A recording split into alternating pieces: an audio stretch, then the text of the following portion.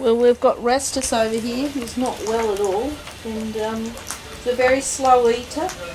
And the other guys, when they've picked out the seeds that they want, then they start to venture over here and shoo him away.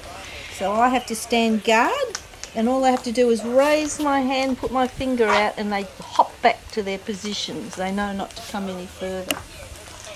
They keep trying to get his seed rather than what they've got. Yeah, that's right. And Rastus is not good today. He had trouble getting off the roof. It's been a very hot day, and he's feeling the heat.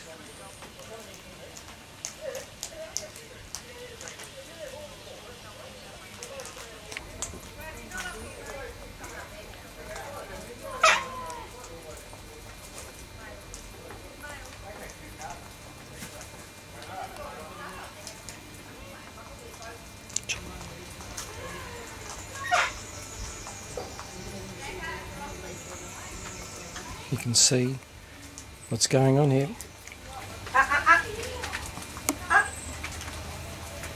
No. No.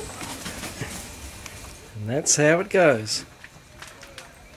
Even though there's lots of other feed around, you can see we've got plenty for them that they're all eating, but they want the seed